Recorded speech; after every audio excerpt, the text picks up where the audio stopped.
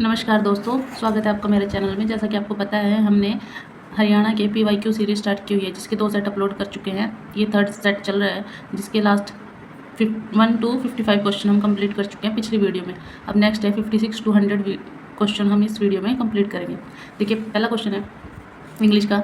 Choose the alternative which best express the given sentence in active voice. हमें क्या दे रखा है, हमें पैसिव वॉइस दे रखा है, उसको हमें एक्टिव में चेंज करना है और 4 ऑप्शन दिए हुए हैं। देखो, सबसे पहले क्वेश्चन है the invitation card will be sent today. Invitation card will be sent today. अब देखो, इसमें वर्ब क्या दे रखी है, विल बी, और उसके साथ क्या लग रही है वर्ब की थर्ड फॉर्म। इससे पता चल रहा है ये पैसिव में, एक्टिव चेंज में देखना है हमें, विल और सेंट का चेंज करना है। तो सबसे पहले हम चेक करेंगे फर्स्ट फॉर्म किस में होगी। एक्टिव में फर्स्ट फॉर्म दी होगी। देखिए, पहले में they will be sending the invitation, इसमें फर्स्ट फॉर्म के साथ ING लगा हुआ है, तो ये नहीं होगा हमारा आंसर। सेकंड है विल सेंड, फर्स्ट फॉर्म है पर हम आगे भी देखेंगे। विल सेंड, यहाँ विल है और थर्ड फॉर्म है, तो ये नहीं होगा। They will have send the invitation, तो विल हैव लगा हुआ है, तो ये भी नहीं होगा। हमें चेक करना है हमारा क्या होगा क्वेश्चन। हमारा चेंज करने का ऑप्शन देखो क्या है। जब हम एक्टिव और पैसिव में एक्टिव से पैसिव की तरफ चलते हैं, तब हमारा ये फॉर्मेशन है हमारी ऐसे। पहले सब्जेक्ट दिया होता है सेंटेंस के अंदर, फिर हेल्पिंग वर्ब दिया होगा, फिर मेन वर्ब होती है और फिर ऑब्जेक्ट होता है। ठीक है, ऑब्जेक्ट को हम क्या करते हैं, पैसिव बनाने के लिए ऑब्जेक्ट स्टार्टिंग में आता है, फिर हेल्पिंग वर्ब, फिर उसके अकॉर्डिंग फिर वर्ब की थर्ड फॉर्म में चेंज होती है, जो मेन वर्ब दी होती है, फिर बाय प्लस सब्जेक्ट। ये सब्जेक्ट चेंज होता है, जैसे ही लड़के का नाम दे रखा है तो वो ही का, हिम में, शी का, हर में, इस टाइप से, देगा, देम में, ऐसे चेंज होंगे। अब इसमें क्या दे रखा है, पैसिव दे रखी है the invitation card will be sent today. अब किसी ना किसी को सेंड किया हुआ है उसने, तो by someone is not mention, मतलब कोई जो समवन है, किसी का नाम इसमें मेंशन नहीं है, तो उसके लिए हम क्या जनरली यूज़ कर सकते हैं, दे यूज़ कर सकते हैं। इसलिए सभी में क्या दे रखा है, स्टार्टिंग में सब्जेक्ट दे यूज़ किया हुआ है, तो हम यूज़ करेंगे दे का। तो क्या आएगा, विल भी है तो क्या आएगा, दे विल सेंड, फिर क्या आएगा, सब्जेक्ट यहाँ लास्ट में जाएगा, they will send the invitation cards, last में क्या बचा हुआ था, टुडे। तो आंसर हमारा क्या आएगा, बी। नेक्स्ट क्वेश्चन है हमारा, choose the most appropriate alternative to fill in the blank. हमें बताना है जो सेंटेंस दे रखा है, इसमें फिल इन द ब्लैंक में मोस्ट अप्रोप्रिएट वर्ड क्या आएगा इन चारों में से। The noise comes from dash the river. अब बताना है कि the noise comes from the river. पहले हमें इन चारों का मीनिंग पता होना चाहिए। देखो, ओवर का मतलब है अबव समथिंग, ये किसी चीज़ के ऊपर। अकर्स का मतलब होता है, अकर्स का मतलब है from the opposite side. Against का मतलब होता है टच, जो किसी चीज़ से टच करके सटा हुआ हो, या फिर अपोज में भी हम, विरोध में भी हम अगेंस्ट का यूज़ कर सकते हैं। बिसाइड का मतलब होता है बगल में, ठीक है, या फिर नेक्स्ट टू। तो इसमें क्या आएगा, अब द नॉइस, किसी चीज़ के ऊपर से तो आ नहीं सकता नॉइस, इसमें क्या दे रखा है, river. Occurs from the opposite side, तो ये आ सकता है the noise comes from occurs the river, के रिवर के साथ से साइड से हमें आवाज़ आ रही है, नॉइस आ रहा है। अगेंस्ट ये भी नहीं यूज़ हो सकता, बिसाइड बगल भी नहीं यूज़ हो सकता, तो इसका सही ऑप्शन क्या होगा, अकर्स। नेक्स्ट क्वेश्चन है, find out the correct indirect speech of the following sentence. इसमें इनडायरेक्ट फॉर्म हमें बतानी है। क्या दे रखा है, he said, comma inverted comma शुरू, do you know German, question mark. ये येस और नो वाला क्वेश्चन है, इसमें देखना है इसको कैसे चेंज करेंगे। देखो, क्वेश्चन मार्क वाले हैं तो इनमें हम इफ़ या फिर वेदर का यूज़ करते हैं, और सेड का किस में चेंज हो जाएगा, आस्क्ड में। तो आएगा ही आस्क्ड, यू है ही सेड, वह मुझसे पूछ रहा है, तो ये किस में चेंज होगा, आई में। ही सेड का चेंज होगा ही आस्क्ड, इसका चेंज होगा ये मी में, मुझसे पूछ रहा है, ही आस्क्ड मी। कॉमा इन्वर्टेड कॉमा हटाने के लिए हम इफ़ का यूज़ करते हैं, जहाँ भी क्वेश्चन मार्क हो, या इफ़ का या फिर वेदर का, इसमें सभी में इफ़ का यूज़ हो रखा है, तो हम इफ़ यूज़ करेंगे। ही आस्क्ड मी इफ़, तो ये इसके किस में चेंज हुआ था, यू। आई यहाँ दे रखा है प्रेजेंट टेंस में, हम यूज़ करेंगे डायरेक्ट इनडायरेक्ट में हम प्रेजेंट टू पास्ट में कन्वर्ट करते हैं सेंटेंस को। तो आएगा he asked me if I knew German, full stop, क्योंकि हमने इनडायरेक्ट में कन्वर्ट कर लिया। तो हमेशा याद रखना है, ये टेंस चेंज करते हैं, इसमें प्रेजेंट टू पास्ट में जाएगा, पास्ट से, ठीक है, ये याद रखना है आपको। तो इसका आंसर क्या आएगा, he asked me if I knew German. Next question है, find out the part of sentence which have an error.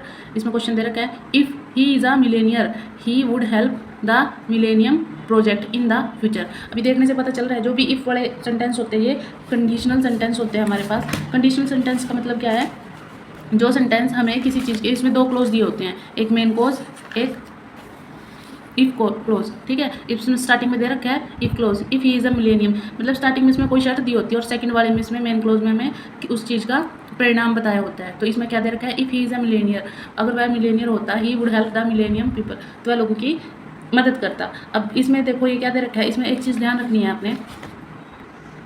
देखो, कंडीशनल सेंटेंस में 3 टाइप के सेंटेंस है, type 1, type 2, type 3। If close क्या किस में होगी, प्रेजेंट टेंस में, और मेन क्लोज किस में होगी फिर, अगर ये प्रेजेंट में तो ये विल में, मेन क्लोज फ्यूचर में, मतलब प्रेजेंट है तो ये फ्यूचर में चेंज होगी। पास्ट दे रखे है वो वुड के साथ चेंज होगी, पास्ट परफेक्ट है तो वुड हैव के साथ चेंज होगी मेन क्लोज। तो ये ध्यान रखना है। तो इस वाले क्वेश्चन में क्या दे रखा है हमारे पास, इसमें दे रखा है he is Millionaire, he would help the millennium project. तो इसमें वुड वाला यूज़ कर रखा है तो पास्ट का यूज़ है, तो इसमें हम ही के साथ ये इज वाला ये प्रेजेंट है तो यहाँ क्या आना चाहिए था, विल आना चाहिए था, पर इसके अकॉर्डिंग ये वुड हमें दे रखा है वुड प्लस V1, तो हम क्या यूज़ करेंगे, इसकी जगह वर्क का यूज़ करना है। तो हमारा जो एरर है वो ए पार्ट में होगा, तो आंसर इसका क्या होगा, सी। नेक्स्ट क्वेश्चन है find out the antonym of absurd. Absurd का हमें एंटोनिम मतलब इसका अपोजिट वर्ड बताना है। देखो अब्सर्ड का मतलब होता है बेतुका या फिर मूर्ख, फुलिश। इनके मीनिंग बताने हैं जो इससे मिलता उल्टा हो इसका। सेम का मतलब होता है समझदार, सिली का मतलब होता है मूर्ख, रिफ्यूज़ का मतलब होता है मना करना किसी चीज़ से, एंशियस का मतलब है चिंतित, किसी बात को लेकर चिंतित होना। तो एब्सर्ड का मतलब क्या होगा, इससे इन सब में किससे अपोजिट है ये क्या है, बेतुका या फिर मूर्ख, तो समझदार, सेन मैंने समझदार, तो ये इसका एंटोनिम होगा सेन। इसका आंसर आएगा ए। नेक्स्ट क्वेश्चन है हमारा pick out the synonym of the underline word in the following sentence. अब हमें सिनोनिम बताना है, मतलब इससे मिलता जुलता। The cell phone industry has ushered a new phase of communication. Ushered का मतलब है शुरुआत किसी चीज़ की। अब यहाँ दे रखा है इसके ऑप्शन हमें हेरल्ड, कोलैप्स्ड, कंप्लीटेड और गिवन अप। हमें इनके सभी की मीनिंग पता होना चाहिए। देखो हेरल्ड का मतलब भी होता है किसी चीज़ की घोषणा करना या फिर शुरुआत करना। कोलैप्स्ड का मतलब होता है गिर जाना। कंप्लीटेड का मतलब है पूरा करना किसी काम को। गिवन अप का मतलब है हार मान लेना। तो अनशर्ड का मतलब क्या है, शुरुआत। तो इसमें मिलता जुलता मीनिंग क्या होगा, हेरल्ड। तो आंसर आएगा ए। नेक्स्ट क्वेश्चन है fill in the blank with the appropriate option given below. इसमें बताना है इसमें से सबसे सूटेबल आंसर कौन सा है। If you dash no confidence in self, you are twice defeated in life. तो इसमें देखना है यू के साथ क्या आएगा। तो यू के साथ यू क्या है, प्लूरल में यूज़ करते हैं हम, आई वी यू दे। ये यू का मतलब क्या है, इसके साथ हमेशा प्लूरल वर्ब का यूज़ करते हैं। तो क्या आएगा, इफ़ यू हैव, ना कि हैज़ आएगा, ना ही हैव आएगा, ना हैड नॉट आएगा। तो इसका आंसर क्या आएगा, have. You have no confidence, if you have no confidence in self you are twice defeated in life. अगर आपके अंदर कॉन्फिडेंस नहीं है तो तुम दोबारा क्या हो गए, डिफीट हो गए, डिफीटेड इन लाइफ, हार जाओगे। नेक्स्ट क्वेश्चन है choose the alternative which best express the meaning of underline idiom. Idiom मतलब जो हिंदी में मुहावरे लोग कच्चे पढ़ते हैं, सेम है इंग्लिश में इडियम। इसका बताना है हमें। He had to confess his crime because he was catch red handed. वह he had to confess his crime because उसने अपना जो क्राइम है वो कन्फेस कर लिया, क्योंकि ही वॉज कैच रेड हैंडेड, क्योंकि उसे रंगे हाथों पकड़ा गया। तो इसका बताना है रंगे हाथों पकड़ना जाना मतलब कैच वेरी लेट नहीं, catch while doing the crime, catch sleeping, catch easily. तो इसका आंसर आएगा catch while doing the crime. रंगे हाथों पकड़े जाना का मतलब होता है जब कोई व्यक्ति क्राइम कर रहा है उसको तुरंत के तुरंत पकड़ लिया जाए। तो आंसर क्या होगा, catch while doing the crime. Next question है pick out the correctly spelled word. तो इसमें बताना है इनमें से सी आंसर होगा मैनिपुलेशन। ठीक है। नेक्स्ट क्वेश्चन है 65 choose the most appropriate option in fill in the blanks. Many beggars set dash the wall of the temple. अब वॉल ऑफ टेम्पल के पास इसमें बताना है, देखो अलोंग का मतलब होता है साथ साथ, इनका मतलब है में, ऑन का मतलब ऊपर, बिसाइड मतलब बगल में। तो मैनी बेगर्स, बेगर्स मतलब भीख मांगने वाले सेट कहाँ बैठे रहते हैं, वॉल के साथ साथ, मतलब अलोंग, मंदिर की दीवारों के साथ साथ बैठे रहते हैं ना। तो इसका आंसर क्या आएगा, अलोंग। इन भी नहीं ऐसा अंदर भी नहीं होगा ना, ऑन भी नहीं होगा, बिसाइड भी नहीं होगा। तो इसका आंसर क्या आएगा, अलोंग। ये हमारे इंग्लिश के कंप्लीट हो चुके हैं 10 क्वेश्चन। नेक्स्ट हम करेंगे हिंदी वाला पार्ट चलेगा। निम्नलिखित किस वाक्य में विराम चिन्ह का उपयोग हुआ है। तो इसमें पूछ रखा है कि इसमें उपयुक्त प्रयोग हुआ है। किसी समय में सेमीकोलन दे रखा है, ये नहीं आएगा, इतनी अभिप्राय। तो पूछे गए प्रश्नों के उत्तर दीजिए। तो ये हमारा आंसर सही होगा बिल्कुल भी। बारिश बंद हो गई है तो ये गलत है। तो तुमने यहाँ किसने बुलाया है, तुम्हें यहाँ किसने बुलाया है, तो ये भी गलत है। इनमें से आंसर सबसे उपयुक्त प्रयोग किसमें हुआ है, बी में। पूछे गए प्रश्नों के उत्तर दीजिए। सिंपल क्वेश्चन है इसलिए इसका आंसर क्या होगा, बी। नेक्स्ट क्वेश्चन है आप विश्वास के योग्य नहीं है। वाक्य में रेखांकित अंश के लिए सर्वाधिक उपयुक्त शब्द है। तो विश्वास के योग्य नहीं है, सर्वाधिक विश्वास के योग्य मतलब विश्वसनीय नहीं है। तो इसका आंसर क्या होगा, ए। नेक्स्ट क्वेश्चन है मेरी आत्मजा जब विदेश में रहती है। वाक्य में रेखांकित शब्द के लिए सर्वाधिक उपयुक्त पर्यायवाची शब्द। आत्मजा का मतलब होता है बेटी, तो इसका आंसर क्या आएगा, बेटी। नेक्स्ट क्वेश्चन है चादर के बाहर पैर पसारना मुहावरे का उपयुक्त अर्थ है। चादर के बाहर पैर पसारना मतलब होता है आय से अधिक व्यय करना, मतलब इतनी बोलते हैं ना जितनी चादर हो उतना पैर पसारना चाहिए, मतलब जितने पैसे हों उतना ही हमें खर्च करना चाहिए। पर ये क्या है, आय से अधिक व्यय करना, ये अलग है। चादर से बाहर पैर पसारना, तो इसका आंसर क्या होगा डी। नेक्स्ट है परमार्थ शब्द का सर्वाधिक उपयुक्त संधि विच्छेद पूछ रखा है। तो देखो क्या है, परम जमा अर्थ, अ है ना यहाँ, तो इसका आंसर क्या होगा परम जमा अर्थ, तो परमार्थ। निम्नलिखित विकल्प में तद्भव शब्द का चुनाव कीजिए। इनमें से बताना तद्भव शब्द क्या है। देखो तत्सम और तद्भव दो तरह के शब्द हैं हमारे पास। इसमें तत्सम शब्द का मतलब है जो संस्कृत में बने हुए शब्द हैं, ठीक है, जो संस्कृत में ही बोले जा रहे हैं अभी भी। और जो तद्भव शब्द है वो संस्कृत भाषा से बोलते बोलते हमने उनको हिंदी में कन्वर्ट कर लिया, तो उनको हम क्या बोलते हैं तद्भव शब्द। तो सबसे पहला है दुर्वा। दुर्वा एक तत्सम शब्द है, इसका मतलब होता है धूप, जो इसका तद्भव रूप है। वक, वक का मतलब है, ये तद्भव शब्द है, इसका तत्सम रूप है बक, और इसको क्या बोलते हैं हिंदी में बुगला। मूल्य, ये मूल्य क्या है तत्सम शब्द, तो इसका तद्भव शब्द जो आम भाषा में हम यूज़ करते हैं उनको तद्भव शब्द बोलते हैं। तो मूल्य का आम भाषा में हम क्या यूज़ करते हैं मोल। दीप, दीप का मतलब होता है दिया, तो तत्सम शब्द क्या है दीप, और जो आम भाषा में यूज़ कर रहे हैं तद्भव शब्द वो है दिया। इसमें क्या पूछ रखा है तद्भव, तो देखो ये भी तत्सम है, ये भी तत्सम है, और दुर्वा भी तत्सम है। हमें तद्भव पूछा तो वक, क्योंकि इसका तद्भव शब्द तद्भव जो तत्सम जो रूप है वो बक है, मीन्स बुगला, तो इसका आंसर क्या होगा बी। नेक्स्ट है ऊंची दुकान फीका पकवान लोकोक्ति का अर्थ है। ऊंची दुकान फीका पकवान का मतलब होता है केवल बाह्य प्रदर्शन, मतलब बाहर से दिखावट ज़्यादा है पर काम उतना नहीं है, तो इसका आंसर क्या होगा केवल बाह्य प्रदर्शन। नेक्स्ट क्वेश्चन है दिए गए कि शब्द की वर्तनी शुद्ध नहीं है, तो पृथुल सही है, वत्सल सही है, प्रतिनिधि सही है, कर्मनिष्ठ, कर्मनिष्ठ, तो इसका आंसर क्या आएगा, ऐसे आएगा कर्मनिष्ठ, तो ऐसे आएगा। इसमें क्या दे रखा है, ये क्रमनिष्ठ दे रखा है, आंसर क्या आएगा एक। इसमें शुद्ध नहीं है वो पूछ रखा है हमसे। नेक्स्ट क्वेश्चन है शब्द और उसके विलोम का कौन सा जोड़ा सर्वाधिक उपयुक्त है। इसमें हमें बताना है एक शब्द दे रखो स्टार्टिंग वाला और उसका विलोम दे रखो। अमर मृत्य, अति उत्तम, अंत उदय, अस्त आदि, तो सबसे बेस्ट कौन सा है अमर मृत्य। अमर का मतलब अमर हो जाना, जिसकी मृत्यु ना हो सके, मृत्यु का मतलब मृत्य का मतलब है मर जाना, मृत्यु, अमर मृत्य, तो इसका आंसर क्या होगा ए। नेक्स्ट दिया गया कौन सा विकल्प कर्म कारक का सही उदाहरण है। देखो कर्ता ने कर्म को करण से के द्वारा, ठीक है, ये हम पढ़ा है हमने पिछली एक वीडियो में भी, तो इसमें क्या होगा कर्म का, कर्ता ने कर्म को, कर्म का क्या आएगा को, तो को की विभक्ति देखो किसमें, इसमें भूखे को रोटी चाहिए, सरिता ने भाषण दिया, सुरेश पुस्तक पढ़ता है, वह खेत जाएगा। इनमें तो किसी में भी नहीं दे रखा है, इसमें सिर्फ एक दे रखी है विभक्ति ने, ये हमारी नहीं होगी, ठीक है, इनमें इसमें भी नहीं है, इसमें भी नहीं है, इसमें दे रखे पर हमें कर्म का क्या होता है को, तो आंसर क्या होगा ए, भूखे को रोटी चाहिए, कर्म कारक कौन सा है इसमें को। नेक्स्ट है अब हमारी हिंदी का कंप्लीट हो चुका है, अब हमारा हरियाणा के क्वेश्चन चलेंगे। पहला क्वेश्चन है हरियाणा में महारा गांव जगमग गांव योजना के अंतर्गत वर्तमान में लगभग कितने गांव को शामिल किया गया है। तो इसमें 5800 गांव है जो जिनको हमारा गांव जगमग गांव में शामिल किया गया था जब ये योजना चली थी। नेक्स्ट क्वेश्चन है मोतीलाल नेहरू खेल विद्यालय के संबंध में निम्नलिखित कथनों पर विचार कीजिए।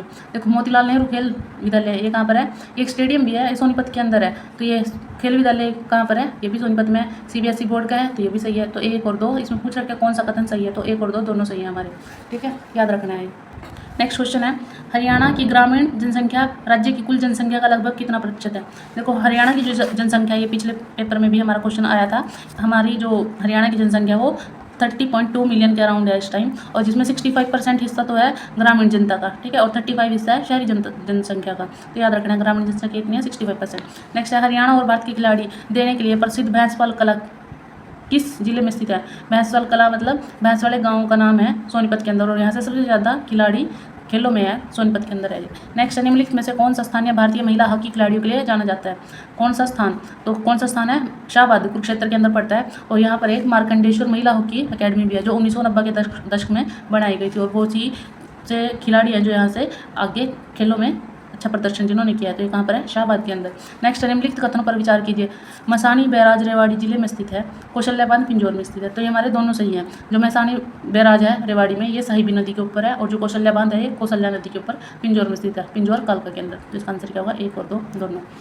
नेक्स्ट है निम्न में से कौन हरियाणा का नृत्य रूप नहीं है। देखो लूर भी हमने पढ़ रखा है, खोड़िया भी पढ़ रखा है, तालघड़ी ये थोड़ा अलग है, फाग ये भी है, फाग होड़ी पर किया जाता है, खोड़िया लड़के की शादी में, लूर ये जब फसल कटती है, ठीक है, उस टाइम बसंत के आगमन पर लूर नृत्य किया जाता है, तो इसमें कौन सा नहीं है, तो तालघड़ी ये राजस्थान का लोकगीत लोक नृत्य है, तो इसको याद रखना है। नेक्स्ट है हरियाणा किस वर्ष पूर्ण राज्य बना। तो आपको पता है हरियाणा पंजाब से अलग हुआ था 1 नवंबर 1966 में, तो वर्ष 1966, और ये भाषा के आधार पर अलग किया गया था। हरियाणा में हिंदी बोली जाती थी और पंजाब में पंजाबी भाषा वाले लोग रहते थे, तो ये अलग अलग किया गया था, ठीक है, 1 नवंबर 1966। उसके बाद है हरियाणा में कितने विधानसभा निर्वाचन क्षेत्र हैं। तो हरियाणा में विधानसभा के 90 निर्वाचन क्षेत्र हैं, राज्यसभा के राज्यसभा के 5 हैं और लोकसभा की 10 सीटें हैं, याद रखना है। ये क्वेश्चन हमेशा बनता है पेपर के अंदर, या तो विधानसभा का पूछेगा, या लोकसभा का, या फिर राज्यसभा का।